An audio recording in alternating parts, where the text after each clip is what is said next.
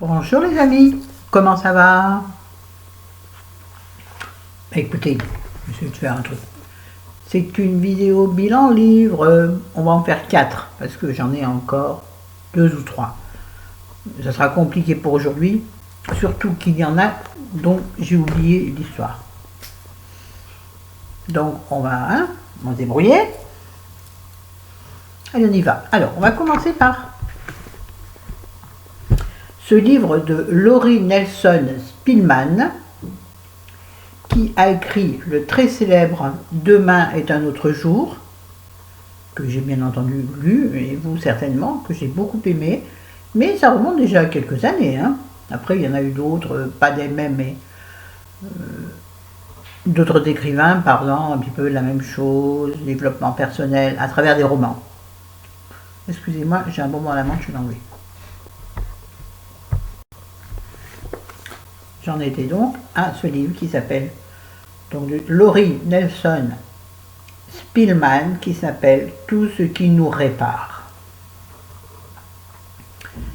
Il s'agit de l'histoire d'une femme qui est, bien entendu, comme souvent dans les livres, c'est souvent le point de départ, de beaucoup de livres. Elle a tout pour être heureuse. A-t-elle un mari? Non, je crois qu'elle n'a pas de mari. Non, elle n'a pas de mari, mais ça lui va bien comme ça, et je la comprends parfois. Elle a 2 filles. Elle a une carrière professionnelle importante dans sa vie, trop importante au point de interrogation, point de suspension. Et un jour, l'aînée de ses filles a un accident et elle meurt dans cet accident. C'est pas un accident très banal, enfin, c'est pas un accident de la route, enfin, quoique, bref, un accident, donc elle meurt brutalement, et ça va être la reconstruction de la mère qui ne croit pas en la mort de sa fille. Enfin, qui est influencée par sa cadette, par la deuxième de ses filles, la plus jeune, qui, elle, ne croit pas en la mort de sa sœur et a des raisons de croire que sa sœur n'est pas morte. Donc, la maman s'engage avec désespérance dans cette idée-là qui lui permet d'agir, en tout cas, de faire des choses. Grâce à cela, elle va retrouver certaines de ses racines paternelles, traiter quelques douleurs du passé, douleurs familiales du passé, concernant sa maman, et va-t-elle réussir à se récupérer? Et son aînée, sa fille aînée, est-elle vivante encore ou pas? Et bien, vous le saurez en lisant ce livre, qui est très bien. Alors, ce que j'aime dans le livre, c'est qu'il n'est pas prise de tête par rapport au développement personnel. C'est-à-dire, ce que j'aime pas dans le livre de développement personnel en ce moment, c'est on vous donne des espèces de recettes toutes faites. Ça, j'aime pas. Je ne fais jamais les exercices, d'ailleurs, qu'il y a parfois dans ces livres. Vous savez, vous avez souvent à la fin un cahier d'exercices. Je ne les fais jamais, ça ne m'intéresse pas. Je ne m'y retrouve pas. Moi, je préfère lire et me faire ma propre opinion, que les idées, que le contenu du livre fasse son petit chemin dans ma petite tête ou dans ma grosse tête. Je n'aime pas trop qu'on me dirige. Enfin, j'aime qu'on me dirige, mais pas qu'on m'impose. Ou j'aime qu'on me dirige, mais pas qu'on m'impose. Rappelez-vous de cela. Donc, excellent dans le sens, bon, les idées sont parfois un peu tirées par les cheveux, ou un peu trop attendues, ou voire au contraire surprenantes. Voilà, je t'ai fait une analyse à rien du tout. D'ailleurs, je me targue pas de faire des analyses. Je me targue de parler des livres que j'ai aimés ou pas aimés. En l'occurrence, je l'ai aimé. Ce que j'ai aimé, donc, c'est l'histoire qui est une histoire d'amour fondamental, l'amour pour ses enfants. c'est l'amour inconditionnel. On ne peut aimer son mari, bien entendu, on aime son mari, enfin, je vous le souhaite. Quoique, parfois, on a envie de le détester, c'est sûr, hein. Oulala, oulala, oulala. Mais l'amour pour ses enfants est, pour moi, l'amour le plus profond, le plus délicat, le plus indescriptible. Il n'y a pas de mots pour l'amour maternel pour son enfant. Il n'y a pas de mots. En tout cas pour moi, il n'y a pas de mots. Je suis sûr que pour vous, c'est pareil. Bon, les supporter un autre débat. Bon, on n'en est pas là. Bref. Florence, tu dégares. Florence, tu digresses. Ouh, n'importe quoi. Très, très bon livre. J'ai beaucoup aimé. Il vous tient en haleine, il vous met dans un sens, il vous emmène dans l'autre. C'est presque, je dirais presque un thriller sentimental, vous voyez. C'est-à-dire qu'il vous donne quelques indices dans un sens, quelques indices dans l'autre, et vous paume dans tout ça. Et à vous d'en sortir grandi. Wow. Donc oui, je vous le conseille. Je répète, Tout ce qui nous répare, de Laurie Nelson Spillman, chez Pocket. Excellent bouquin. Là, j'en parle en dernier, parce que c'est tellement trop bien. Le dernier, 13 à table. Vous savez, c'est ce livre qui sort chaque année au profit des Restos du Cœur. Ce livre où il y a donc... Eh ben non, je crois qu'il n'y a pas que 13. On peut croire qu'il y a 13 auteurs, je ne me rappelle jamais, de la dernière année. 1, 2, 3, 4, 5, 6, 7, 8, 9, 10, 11, 12, 13, 14, 15, 16, 17.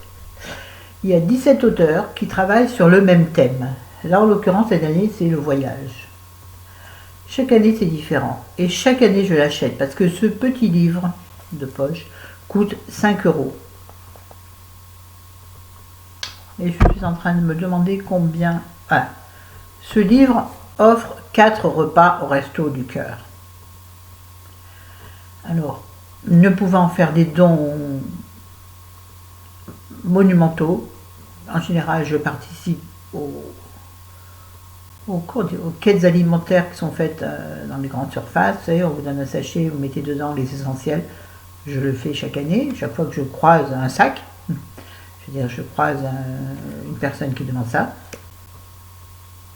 c'est-à-dire une fois par an. Et chaque année, par contre, j'achète ce livre. En tant qu'amoureuse de la lecture, on ne peut pas passer à côté. Attention à savoir que les littéraires ne s'y retrouveront guère. Le tout premier que j'ai acheté, il doit y avoir 4 ou 5 ans, je ne sais plus, j'avais adoré. J'avais adoré toutes les nouvelles. Parce qu'en fait, ce sont des nouvelles, puisque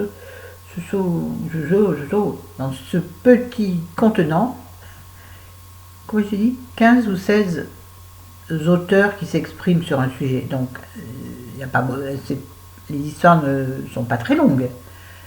Alors, il y en a d'excellentes, mais il y en a des moyennes, et il y en a des, pour moi, totalement nulles. Nulles dans le sens où, qui m'ont pas intéressé, moi personnellement. Attention, moi en tant que lectrice, j'allais dire autrice, mais bien sûr, en tant que lectrice et en tant que personne avec une sensibilité et une attente du livre. Vous voyez, dans les livres, je recherche certaines choses. Je recherche une identification à ma propre vie, ou en tout cas un sujet qui me touche. Il y a des choses qui sont trop parfois ésotériques ou complètement... Il y en a une, j'ai pas compris. J'ai pas compris où il voulait en venir. Une fois que ça a été fini, j'ai tourné la page, il va manquer une page. Donc je vous jure, je suis revenu en arrière pour voir si j'avais pas raté une page essentielle, ou des fois ça m'expliquerait. Il y en a une, j'ai rien compris. Je ne vous dirai pas lesquelles, je ne vous dirai pas pourquoi, comment. Dans ce livre, nous avons du Besson, du Bourdin, du Bussy, du Dieudonné, pas Dieudonné, non, Adeline, François Desbénoux, Éric Giacometti, Karine Gibert, pas du tout, je reprends, Karine Gibel, Philippe Jaénada, Yasmina Kadra, Alexandra Lapierre, on dirait que je lis une homélie pour les morts, c'est horrible. Agnès Martin-Lugan, on va faire jeu joyeux. Nicolas Mathieu, Véronique Ovaldé, Pascal, non, pas du tout. Camille Pascal, il y en a plein que je ne connais pas. Romain Puertolas, apparemment très connu que je ne connais pas. Jacques Raven et Leila Slimani. Il y en a des très courtes, il y en a des petit peu plus longues, voire parfois pesantes. Mais je trouve qu'à chaque fois, ce livre vaut la peine d'être acheté. 5 € les filles, les gars et les filles, non, je ne vais pas recommencer, j'ai déjà chanté dans la vidéo précédente, que vous aurez après, mais bon. Je vous les conseille, ces petits bouquins. Jouez le jeu. De toute façon, dans les auteurs, à chaque fois, vous trouverez un auteur que vous aimez. Vous n'aimerez pas forcément la petite nouvelle qu'il aura écrite. Des fois, ça peut surprendre. On s'attend à quelque chose que l'on connaît déjà de l'auteur et qui ne sera pas du tout le cas. C'est pour ça que c'est intéressant. Ouais, lisez-le, achetez-le, 5 €, je sais. Moi aussi, 5 € des fois, c'est pas possible. Mais je me fais... Non, en ce moment, c'est possible. Et puis surtout, on arrête d'acheter des livres plus chers. Et celui-là, dès que je sais qu'il paraît, je demande au buraliste de s'en occuper. Sinon, je vais l'acheter chez des sites. Il le sait. Et comme par hasard, la semaine d'après, je l'ai. Pas gratuit, ah ben non. Non mais je paye, ben je paye. Ben non, sinon je vois pas l'intérêt. Bref, allez, sur ce livre-là, bien pour le geste, pour la lecture, pas terrible, franchement, pas terrible. Alors, le dernier Agatha Raisin que je me suis procuré, que je me suis acheté, plus simplement, procuré. Donc de MC Beaton.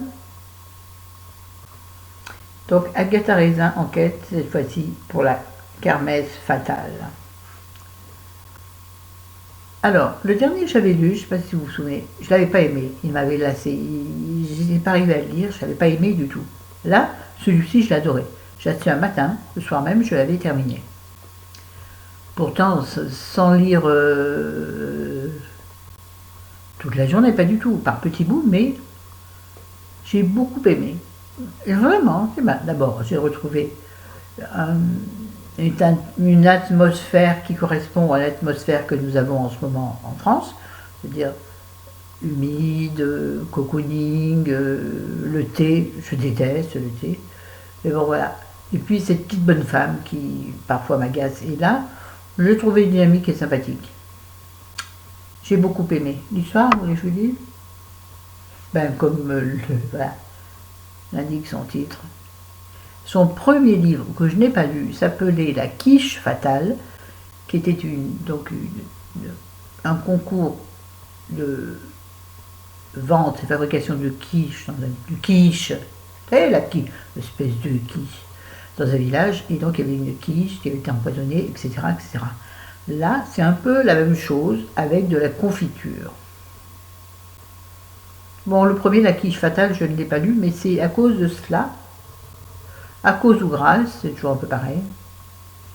Moi, je mets à cause / grâce.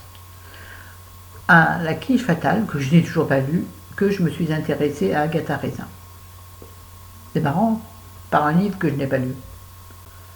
Elle est où l'histoire? Bon, bref.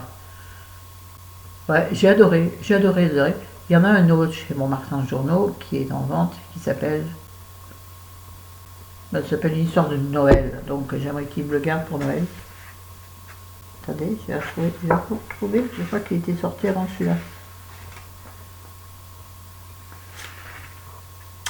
Ah, j'y tiens, je vais vous le retrouver, oui je sais, ça vous énerve. Je crois qu'il s'appelle Un Noël presque parfait.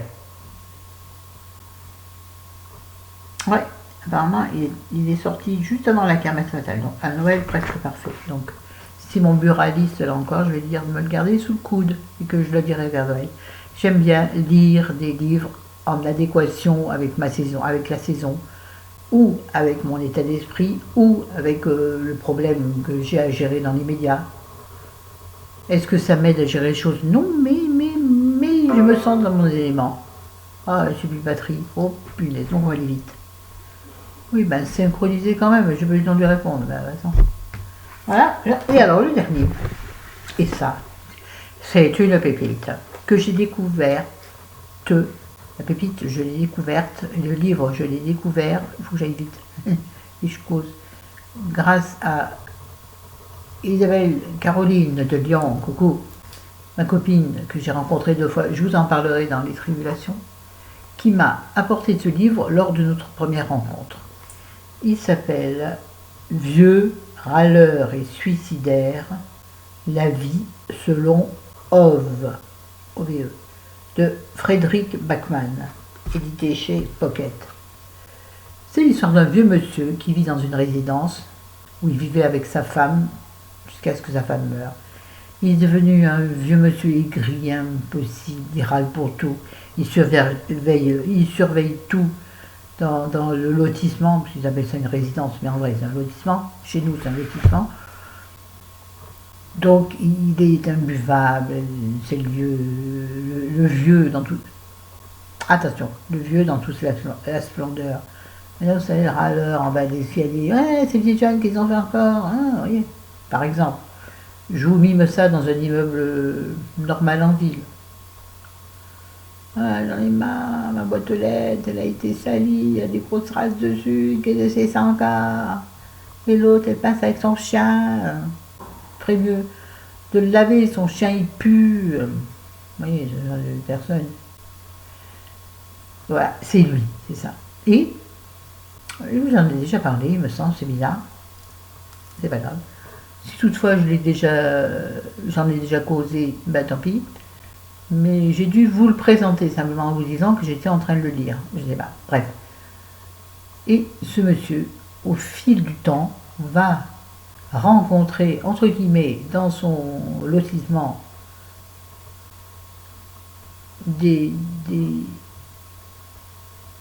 oh merde, des barrages à sa tranquillité, des écueils qui vont l'empêcher de vivre comme il vivait avant, c'est-à-dire tranquille chez lui, enfermé, à essayer de se suicider. Parce qu'il essaye tout le temps de se suicider, donc c'est rigolo. Oui, c'est rigolo, oui, oui. Quand on essaye de se suicider et qu'on n'y arrive pas, c'est quand même qu'on n'est pas bien dégourdi. Ouais, moi ça me fait marrer. Ah, l'humour noir nous sauvera, les enfants. L'humour noir nous sauvera. Bref, donc ce monsieur, bien entendu, aigri de la première, va s'assouplir, va apprendre l'amour de son prochain, va apprendre l'aide, l'entraide, etc., etc. Et ce qui est aussi à noter dans ce livre, c'est qu'il parle à sa femme. Il va sur sa tombe et lui parle. Ça, c'est toujours une chose qui me fait m'interroger. Quand on parle des cimetières, c'est un truc qui me touche. Parce que je me dis toujours à quoi ça sert. Et peut-être que, est-ce que dans notre mental, on a besoin d'un endroit pour pleurer notre... Au fond de moi, je pense qu'il n'y a pas besoin. Mais, moi, les certitudes n'existent pas chez moi. Bon, j'arrête, c'est bon, j'ai plus de batterie, et ça va planter, et c'est bon. Voilà, donc, celui-ci, c'est une pépite. Il est trop bien, il est drôle en plus. Ce vieux râleur, je l'adore. Vous savez, le genre de vieux râleur que tu as envie d'inviter chez toi, de lui faire un bon bourguignon, un bon verre de rouge, et lui dire, allez, papy, assieds-toi, et on va causer. Et il prend sa main, toute tavelée de tâches, tavelée dans ta main, tu vois. Ben, c'est ça à quoi ça me fait penser. Je l'aime, ce Ove. Je vous le conseille. Merci Isabelle, il me l'a fait découvrir. Il est extraordinaire. Des petites pépites, donc, qu'on peut découvrir comme ça. Isabelle, je crois qu'elle l'a découvert au gré d'un magasin. Je ne pense pas qu'elle ait eu une recommandation quelconque. Je ne suis pas sûre. Isabelle, tu me le diras, s'il te plaît, Isa, en commentaire, s'il a été recommandé ou s'il t'est tombé dessus par hasard. Et là, l'intérêt de tomber sur une pépite. C'est encore mieux. Bon, j'arrête parce que ça va planter. Bisous, bisous, je vous aime. Donc j'ai encore au moins 2 ou 3 livres à vous proposer. Allez, salut, à bientôt. Dites-moi en commentaire si oui ou non vous êtes OK pour une vidéo par jour. Sur le mois de décembre, des vidéos courses. Hein. Bon, celle-ci n'est pas très longue finalement. Causez-moi et dites-moi. Allez, je vous embrasse. Salut, je vous aime. Excusez-moi, j'ai du mal à respirer parfois. Faites attention à vous. Aimez-vous les uns les autres.